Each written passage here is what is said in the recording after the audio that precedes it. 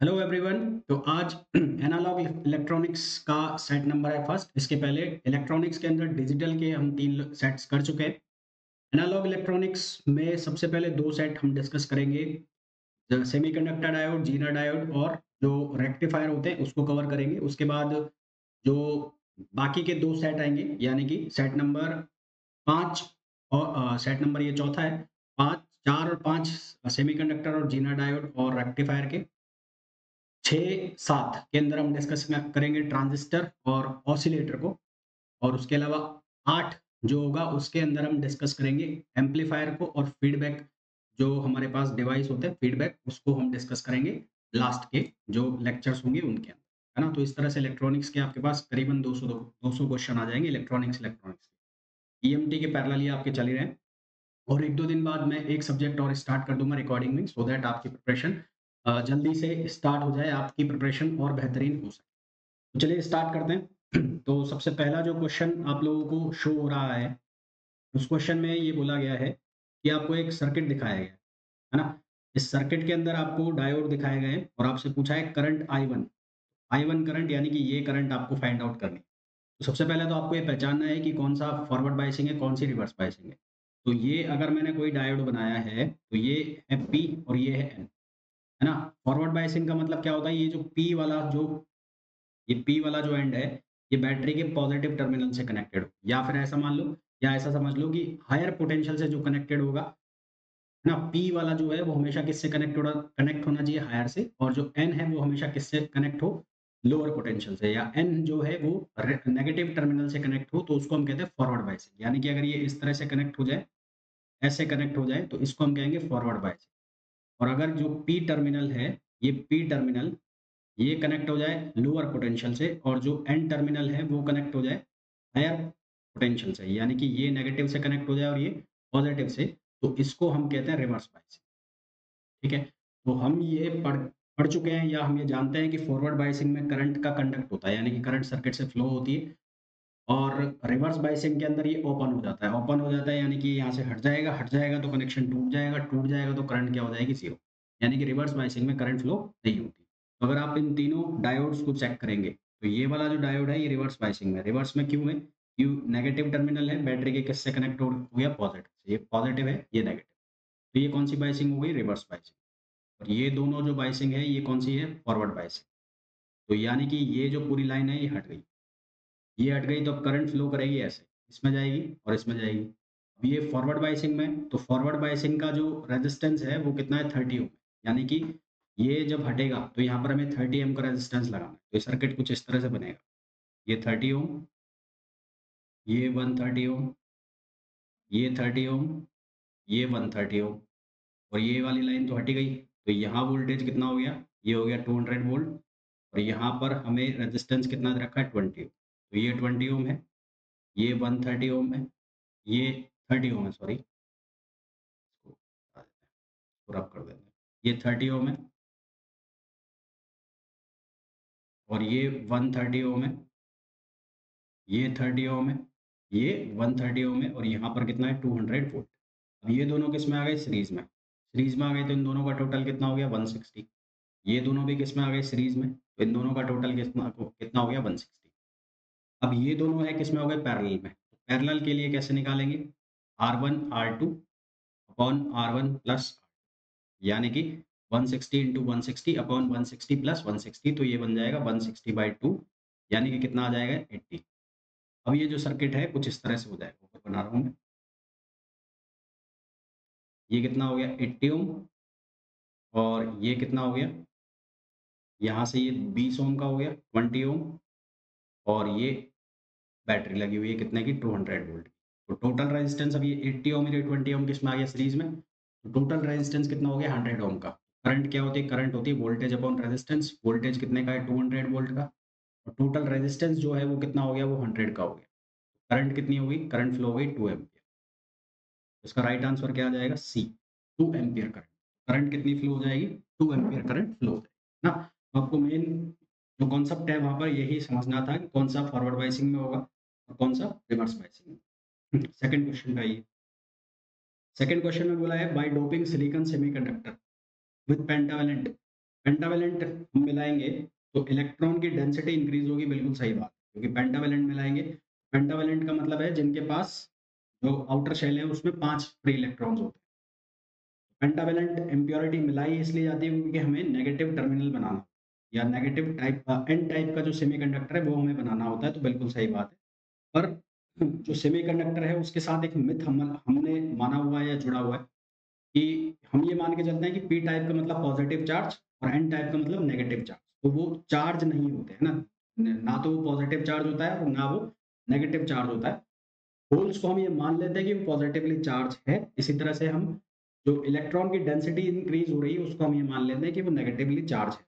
तो चार्ज दोनों में से किसी पे भी नहीं होता, इलेक्ट्रिकली वो न्यूट्रल होते हैं, क्योंकि जितने उधर इलेक्ट्रॉन डेंसिटी बढ़ रही है उतने ही नंबर ऑफ होल्स आ जाते हैं कहाँ पर, उसके ऊपर जो अपना डोपिंग कर रहे हैं हम जिसकी, और ऐसे ही अगर हम होल्स की डेंसिटी बढ़ा रहे हैं तो उतना ही क्या आ जाता है, नेगेटिव चार्ज, नेगेटिव वो आ जाते हैं, इलेक्ट्रॉन्स आ जाते हैं, तो ओवरऑल ये क्या रहता है, न्यूट्रल रहता है ना। तो इक्वल पॉजिटिव चार्ज जो है वो अपीयर हो जाते हैं एट द एटम। अगर हम क्या कराएंगे, नेगेटिव जो है पेंटावेलेंट मटेरियल है उसकी अगर हम डोपिंग कराते हैं तो इलेक्ट्रॉन डेंसिटी बढ़ेगी, बिल्कुल सही बात है। और यहाँ लिखा हुआ है second statement, N type semiconductor has net negative charge, तो चार्ज दोनों में से किसी पे भी नहीं आता, ना पी टाइप पर चार्ज आता पॉजिटिव और ना एन टाइप पर चार्ज आता नेगेटिव, ये दोनों इलेक्ट्रिकली न्यूट्रल रहते हैं। तो स्टेटमेंट 1 बिल्कुल सही है, स्टेटमेंट 2 जो है वो क्या है, फॉल्स है ना। ये बात आप ध्यान रखना, इस क्वेश्चन में बहुत जगह कंफ्यूजन हो सकता है ना, ये आपको कंफ्यूजन होगा कि वो पॉजिटिव चार्ज नेगेटिव, इलेक्ट्रिकली वो न्यूट्रल रहते हैं दोनों इक्वल। अगर इलेक्ट्रिकली इलेक्ट्रॉन्स की डेंसिटी बढ़ रही है तो उससे उतने ही जो पॉजिटिव चार्ज है वो आ जाता है किसके ऊपर, एटम के ऊपर। और अगर आप पॉजिटिव चार्ज की डेंसिटी बढ़ा रहे हो तो उतना ही नेगेटिव चार्ज आ जाता है किसके ऊपर, उसके ऊपर, एटम के ऊपर। ठीक, नेक्स्ट क्वेश्चन पे आइए। इस क्वेश्चन में हमें बोला है अ जीनर डायोड और power rating 2 volt. Power rating है जीनर डायोड की कितनी दे रखी है, 2 what, is to be used as voltage regulator if the Zener diode has a breakdown। Zener का जो ब्रेकडाउन वोल्टेज है वो कितना है, 10 वोल्ट है। तो यहाँ से आप करंट निकाल लो, करंट कैसे निकालोगे, P इक्वल्स टू होता है वी आई, तो यहाँ से आप जीनर करंट निकाल लो, वो आ जाएगी P अपॉन वी। तो आई जेड की जो वैल्यू है, P की वैल्यू कितनी है, 2 वॉट, और ये कितना है, 10। तो यहाँ से ये करंट आ गई, जीनर करंट कितनी, 0.2 वोल्ट, ये जीनर करंट की वैल्यू आ गई। अब हमें बोला है has to regulate voltage fluctuated between 6 volt and 14 volt, the value of R Z, the value of R Z for safe operation should be, R Z नहीं होगा, आर एस है, सेफ ऑपरेशन के लिए इसकी वैल्यू क्या होनी चाहिए, है ना। तो ये सर्किट बना लो, ये वाला, ये अनरेगुलेटेड वोल्टेज जो है तो ये कहाँ से कहाँ तक के लिए वोल्टेज फ्लक्चुएट को रेगुलेट कर रहा है, 6 वोल्ट से और कहाँ तक, 14 वोल्ट, है ना। और ब्रेकडाउन वोल्टेज कितना है इसका, ब्रेकडाउन वोल्टेज है 10 वोल्ट, तो ये 10 वोल्ट, और यहाँ जो वोल्टेज वेरी हो सकती है वो 6 वोल्ट से लेकर कहाँ तक हो सकती है, 14 वोल्ट। तो मैक्सिमम अनरेगुलेटेड वोल्टेज कितनी हो गई, 14 वोल्टेज ना, मैक्सिमम अनरेगुलेटेड वोल्टेज कितनी हो गई, 14 वोल्ट हो गई। तो अब अगर हम इसके थ्रू करंट निकालें, यहाँ से हम किसकी वैल्यू निकालना चाहे, हम करंट की वैल्यू निकालना चाहे इस सर्किट से, तो यहाँ करंट कितनी फ्लो होगी, आई जेड करंट फ्लो होगी, तो यहाँ आर एस की जो वैल्यू है वो कितनी निकलेगी, मैक्सिमम ले लो, मैक्सिमम अनरेगुलेटेड वोल्टेज कितनी हो जाएगी, 14, और जीनर की जो वोल्टेज है वो कितनी है, 10 है, और यहाँ करंट कितनी हो गई, क्योंकि यहाँ कोई लोड तो है नहीं, तो जितनी करंट जीनर में होगी उतनी यहाँ होगी, जीनर में करंट कितनी है, 0.2, 0.2, तो यहाँ कितना आएगा, 4/0.2, तो यहाँ से सॉल्व करोगे तो कितना आंसर आ जाएगा, 20, कितना आंसर आ जाएगा, 20, तो correct answer will be 20। Next question पे आइए। For the given circuit the power across Zener diode is, इस सर्किट के लिए जीनर डायोड के अक्रॉस पावर निकालना है। पावर जो होगी जीनर की वो होगी वी जेड और आई जेड। वी जेड की वैल्यू तो आपको गिवन है कितनी है, 10 वोल्ट, तो आपको कुल मिलाकर क्या निकालना है, आपको आई जेड निकालना है। तो सबसे पहले तो निकाल लो यहाँ आई एल, तो आई एल कैसे निकलेगा, जितनी यहाँ पर वोल्टेज है उसमें आप डिवाइड कर दो किसका, लोड रेजिस्टेंस का, आर एल। वोल्टेज कितना है, 10 वोल्ट, क्योंकि जो वोल्टेज यहाँ होगा वही वोल्टेज यहाँ पर, 10 वोल्ट अपॉन क्या हो गया 5, तो ये आ गया 2 मिली एम्पियर। फिर आप इस 1 किलो ओम अक्रॉस के अक्रॉस क्या निकाल लो करंट, इसके अक्रॉस करंट क्या आएगी 24, यानी कि V minus V Z on R. V कितना है 24 और वी जेड कितना है 10 और आर की वैल्यू कितनी है 1 किलो, तो यहाँ से कितना आ गया, ये बन गया 14 मिली एम्पियर। तो आई जो है किरचॉफ करंट लॉ लगाओगे तो आई अगर यहाँ से आई आ रहा है, ये आई जेड है, तो ये हो गया आई एल। आई किसके बराबर होता है, I Z plus I L. तो यहाँ से आई जेड की वैल्यू आ गई आई माइनस आई एल। आई की वैल्यू कितनी निकाली हमने 14 मिली एम्पियर, उसमें से आप माइनस कर दो कितना 2 मिली एम्पियर, तो आपके पास कितना रह गया 2 मिली एम्पियर। तो ये हमारे पास किसकी वैल्यू आ गई, जीनर करंट की। अब मैंने आपको कहा कि जो पावर है वो किसके बराबर है, पावर है वी जेड और आई जेड। तो वी जेड की वैल्यू कितनी हो गई है, वी जेड की वैल्यू हमारे पास ऑलरेडी है 10 वोल्ट। आई जेड की वैल्यू कितनी आई है, आई जेड की वैल्यू आई है 12 एम्पियर है। आई जेड की वैल्यू कितनी आई है 12 मिली एम्पियर। तो इसको 12 मिली एम्पियर से मल्टीप्लाई कर दो, यहाँ से आंसर आ जाएगा 120 milli. Correct answer is 120 milli watt, answer C. ठीक है, नेक्स्ट क्वेश्चन पे आइए। This question says that in a semiconductor, the number density of intrinsic charge carrier की डेंसिटी दे रखी है 27 डिग्री सेंटीग्रेड पर 1.5 इंटू 10 पावर माइनस 10 पावर 16 पर metre cube, यानी कि एन आई की हमें वैल्यू दी है 1.5 इंटू 10 पावर 16 पर metre cube. If the semiconductor is doped with impurity atom, the hole density increases to 4.5 into 10 power 22। Hole की जो डेंसिटी है वो दी है 4.5 इंटू 10 पावर 22 पर मीटर क्यूब। इलेक्ट्रॉन डेंसिटी निकालनी है तो हमारे पास क्या फॉर्मूला होता है, N E N H equals to N I square. तो एन ई जो है वो किसके बराबर हो जाएगा, N I square on N H. Calculation करनी है यहाँ तो 1.5 इंटू 10 पावर 16 का आपने करना है स्क्वायर और उसको डिवाइड करना है एन एच से। एन एच की वैल्यू कितनी है 4.5 इंटू 10 पावर 22। 10 तो एक बच जाएगा, 16 दूनी 32 माइनस 22, तो 10 तो ये बच गया, 15 दिया 45, 1/3 आ गया, है ना। तो 19 पे ले जाना है आंसर, 9 आएगा यार।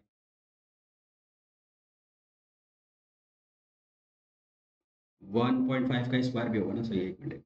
ये हो जाएगा 2.25, ये हो जाएगा 32, ये हो जाएगा 4.5 इंटू 10 पावर 22। तो ये हो गया 10, तो ये हो गया इसको 22.5 और 4 पंच 20, आंसर आ जाएगा 5 इंटू 10 पावर 9। हाँ, 5 इंटू 10 पावर 9 ये आंसर आ जाएगा, ऑप्शन डी। एक बार क्रॉस चेक और कर लेना है इसको, 5 इंटू 10 पावर 9 आ रहा है क्या, इसको क्रॉस चेक कर लेना एक बार आंसर को, नहीं आंसर आना यही चाहिए मेरे साथ। नेक्स्ट क्वेश्चन पे आओ। This question says that in a given circuit diagram, a 5-volt Zener diode along with a series resistance is connected. 5 volt का जीनर डायोड है, इसकी जो वोल्टेज है 5 वोल्ट है और सीरीज रेजिस्टेंस जो है कनेक्टेड अक्रॉस 50 वोल्ट। यहाँ पर ये सीरीज रेजिस्टेंस है, ये वाला। The minimum value of the resistance required if the maximum Zener current is 90 milli ampere. Maximum Zener current I Z की जो वैल्यू है वो मैक्सिमम दे रखी है और वो कितनी है 90 milli ampere. Zener current maximum है, इसका मतलब लोड रेजिस्टेंस जो है वो कितना होना चाहिए, इनफाइनाइट। क्योंकि जीनर करंट जो है हमारे पास, जो करंट है ये होती है आई जेड और प्लस आई एल। तो जीनर करंट अगर मैक्सिमम है तो उसके लिए आपको आई एल को क्या करना पड़ेगा, मिनिमम। आई एल को क्या करना पड़ेगा, मिनिमम। आई एल किसके बराबर होता है, Zener voltage on load resistance. और लोड रेजिस्टेंस अगर मैक्सिमम होगा तो जीनर ये लोड करंट क्या होगी, मिनिमम। तो लोड करंट की वैल्यू मिनिमम करने के लिए आपको आरएल की वैल्यू क्या करनी पड़ेगी, मैक्सिमम करनी पड़ेगी। और ये मैक्सिमम वैल्यू कहाँ तक अप्रोच करेगी, इनफाइनाइट। ठीक है, ये मैक्सिमम वैल्यू कहाँ तक अप्रोच करेगी, इनफाइनाइट तक। तो R L should be infinite for I L should be for minimum value of I L. तो हमारे पास आई की जो वैल्यू है वो आई जेड मैक्स प्लस क्या होता है आई एल मिनिमम। तो आई एल मिनिमम जो है वो कितना हो जाएगा, जीरो, क्योंकि आर एल की वैल्यू आपने कितनी कर दी, इनफाइनाइट कर दी। तो उस केस में आई की वैल्यू किसके इक्वल हो गई, आई जेड मैक्स के इक्वल हो। अब आपको क्या निकालना है, resistance, minimum value of resistance, यानी कि आर की वैल्यू निकालनी। तो ये आर की वैल्यू किसके बराबर हो जाएगी, ये आर की वैल्यू हो जाएगी आई इक्वल्स टू क्या होता है वी, है ना, कितना होगा V I minus V Z, V I minus V Z on resistance R. अब ये दोनों करंट तो इक्वल हो गई, I equals to I Z, और आई जेड की वैल्यू कितनी है 90 milli ampere. 90 equals to V, ये कितना है 50 माइनस 5 अपॉन आर। आर की वैल्यू कितनी होगी 45 अपॉन 90 और इसको सॉल्व करेंगे हम तो ये आ जाएगा 500 ओम, 500 ओम, क्योंकि ये किसमें मिली एम्पियर में, आंसर आ जाएगा 500 ओम। ये मिली एम्पियर में करंट ध्यान रखो, ठीक है। तो मैक्सिमम जीनर करंट के लिए हमने आईएल को क्या कर दिया, मिनिमम कर दिया। ठीक, नेक्स्ट क्वेश्चन पे आइए। This question says that for the circuit shown below calculate the value of IZ, IZ की वैल्यू निकालनी है हमें। तो इस सर्किट में सबसे पहले आईएल निकाल लो। आईएल की वैल्यू क्या होगी, वी जेड 50 और लोड रेजिस्टेंस कितना है 2000। तो यहाँ से ये मिली एम्पियर में आ जाएगा 25 मिली एम्पियर। इसी तरह से हम टोटल करंट की वैल्यू निकाल लेंगे यहाँ से, तो वो कितना होगा 100 माइनस 50, और यहाँ रेजिस्टेंस कितना है 1000। तो ये कितना आ जाएगा हमारे पास 50 मिली एम्पियर। अब क्योंकि आई जेड इक्वल होगा आई माइनस आई एल, तो ये हो जाएगा 25 मिली एम्पियर। तो करेक्ट आंसर हमारे पास कितना आ जाएगा 25। बिल्कुल सिंपल क्वेश्चन था, सच उसमें ये इस तरह के क्वेश्चन हम बहुत देख चुके हैं इसके पहले भी। नेक्स्ट क्वेश्चन, इस क्वेश्चन में बोला है a Zener diode having Zener voltage, Zener voltage की रेटिंग जो है 8 वोल्ट है एंड पावर डिसिपेशन रेटिंग, जो जीनर वोल्टेज है वो हमें दे रखी है 8 वोल्ट, और पावर की जो रेटिंग है जीनर की वो दी है 0.5 what, is connected across a potential divider arranged with maximum potential drop across Zener diode, maximum potential drop across zener diode is shown in the figure, the value of protective resistance, protective resistance ये rp जो लिखा है इसकी value हमें बतानी है। तो सबसे पहले तो यहाँ जीनर करंट निकाल लेंगे हम, जीनर करंट कैसे निकालेंगे, pz अपॉन vz। तो pz की वैल्यू है 0.5 को डिवाइड करा 8 से, तो यहाँ हमारे पास आ गया 1/16 एम्पियर, ठीक है। अब यहाँ पर किरचॉफ वोल्टेज लो लगा देंगे, किरचॉफ वोल्टेज लो लगाएंगे तो ये बैटरी का माइनस है और ये बैटरी का प्लस है, तो फ्लो की डायरेक्शन हम ऐसे करते हैं। तो ये हो जाएगा ई, ऐसे चल के आ रहा है ऐसे यहाँ पर। तो अब ये नेगेटिव से पॉजिटिव टर्मिनल की तरफ जाओगे आप, तो यहाँ लिखोगे आप इक्वल्स टू ये टोटल वोल्टेज, ये जो वोल्टेज है यहाँ इस लाइन पर टोटल वोल्टेज के इक्वल होनी चाहिए, यानी कि V plus I R P. तो V आई ई की वैल्यू जो है हमारे पास वो कितनी है 20 वोल्ट, ई की वैल्यू गिवन है 20 वोल्ट, ये 20 हो गया और ये हो गया 8। उसके बाद आई की जो वैल्यू है और आर पी, आई की वैल्यू कितनी है ये निकाल लेना 1/16, 1/16 ये मेंशन कर दे। आई की वैल्यू 1/16 और आर पी की वैल्यू निकालनी है, तो यहाँ से होगा 12/116 और आर पी, आर पी की वैल्यू हो जाएगी 12 इंटू 16, ये आ जाएगा 192। तो करेक्ट आंसर इज 192। ठीक, नेक्स्ट क्वेश्चन पे आइए। ये क्वेश्चन में हमें गिवन है the value of power dissipated across the Zener diode V Z, इसमें पावर की वैल्यू निकालनी है और वी जेड हमें गिवन कितना है 15 वोल्ट, यानी कि आई जेड और चाहिए। तो ये इस तरह का क्वेश्चन हम कर चुके हैं ऑलरेडी वैसे। तो आई जेड की वैल्यू किसके बराबर होगी, आपको निकालना पड़ेगा आई एल। आई एल कितना हो जाएगा we Z on R L. तो वी जेड की वैल्यू कितनी है 15 और आर एल की वैल्यू है 90, तो ये हो जाएगा 1/6।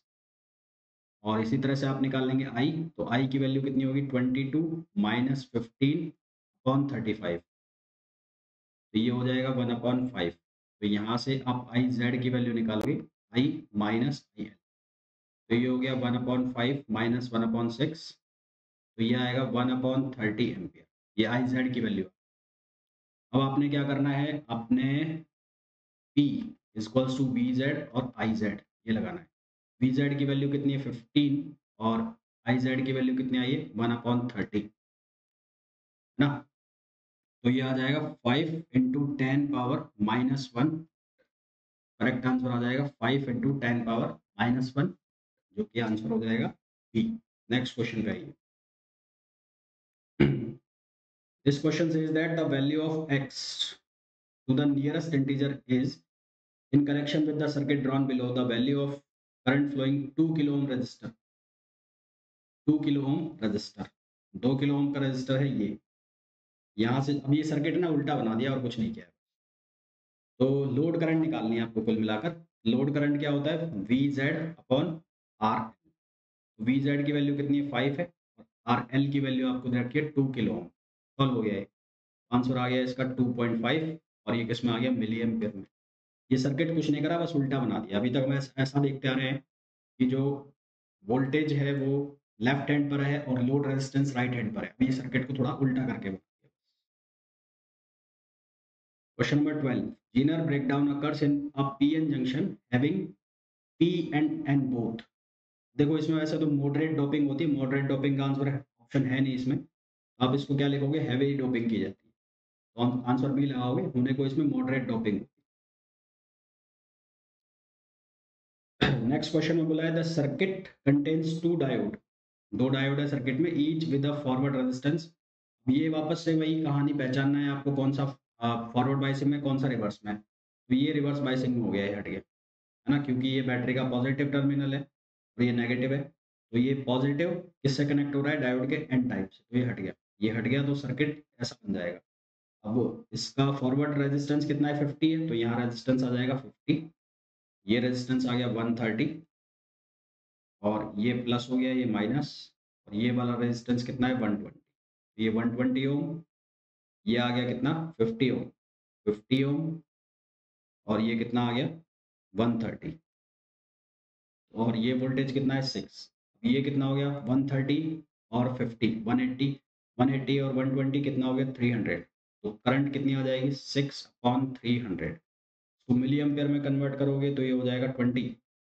आंसर आ जाएगा 20 मिली एम्पियर। 20 मिली एम्पियर, ये तीनों सीरीज में हो गए ना, 50 130 और 120 ये सीरीज में हो गए, तो टोटल रेजिस्टेंस हो गया 300, इसलिए डायरेक्ट लिख दिया मैंने। नेक्स्ट क्वेश्चन पे आइए। नेक्स्ट क्वेश्चन में मैं बोला है the Zener diode has a VZ. Zener diode की जो वोल्टेज रेगुलेटर दी है, रेगुलेटिंग वोल्टेज दी है वो 30 वोल्ट है। Current passing through the diode for the following circuit, I Z की वैल्यू निकाल, है ना। तो सबसे पहले निकालोगे आई एल। आई एल की वैल्यू अब तो रट गए होंगे क्वेश्चन यार। ये 5 किलो ओम है, तो ये आ जाएगा 6 मिली एम्पियर। फिर आप निकाल लो आई की वैल्यू। आई की वैल्यू कितनी हो जाएगी 90 माइनस 30/4, तो कितना हो गया ये 60/4, तो ये आ गया 15 मिली एम्पियर। आई जेड की वैल्यू क्या आ जाएगी, माइनस कर दो, 15 माइनस 6 मिली एम्पियर, वो भी 15 भी मिली एम्पियर में ना, तो कितना आएगा 9 मिली एम्पियर। तो राइट आंसर कितना आ जाएगा 9 milli ampere. Question 15, when a diode is forward bias it has a voltage drop of 0.5 volt। जब डायोड फॉरवर्ड बायसिंग में है तो उसके क्रॉस वोल्टेज ड्रॉप हो रहा है 0.5 का। The safe limit of current through the diode is 10 milli ampere. Diode से जो करंट फ्लो हो रही है उसकी जो लिमिट है वो 10 मिली एम्पियर है। ये मैंने डायोड बना लिया, और यहाँ जो करंट है वो 10 मिली एम्पियर की, और वोल्टेज ड्रॉप हो रहा है 0.5। ठीक है, if a battery of EMF 1.5 is used in the circuit. Circuit में 1.5 की बैटरी यूज कर ली हमने। ये लो साहब, सीरीज में कितना रेजिस्टेंस कनेक्ट करें सेफ लिमिट के लिए, ये भाई, ये लो आर। तो करना क्या है इसमें, 1.5 इक्वल्स टू ये टोटल यहाँ पर वोल्टेज होना चाहिए, तो यहाँ पर वोल्टेज कितना है 0.5 का।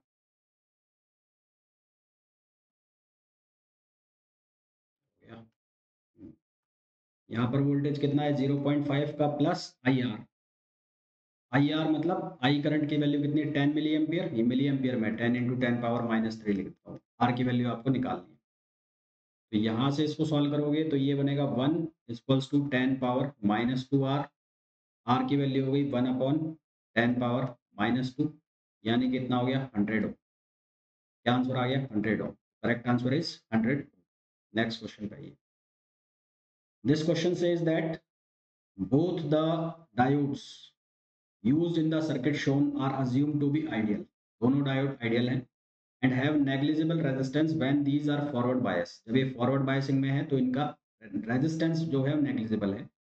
Built in potential in each diode, दोनों की जो बैरियर पोटेंशियल है वो गिवन है 0.7 volt. For the input voltage shown in the figure, input voltage जो है वो शो की गई है कितनी है 12.7। The voltage at point P, तो voltage at point P, P कहाँ पे है ए, सॉरी मैं गलत पढ़ रहा हूँ। ए पॉइंट पर वोल्टेज क्या होगा ये हमें बताना है। देखो भाई, तो वोल्टेज कहाँ पर बताना है ए पॉइंट पर बताना है। तो both the diodes use in the circuit shown are, देखो अब अगर ये हायर साइड है यहाँ पर इनपुट वोल्टेज है तो ये डायोड जो है ये किस में हो जाएगा फॉरवर्ड बायसिंग में, और ये वाला डायोड है ये किस में हो जाएगा रिवर्स बायसिंग।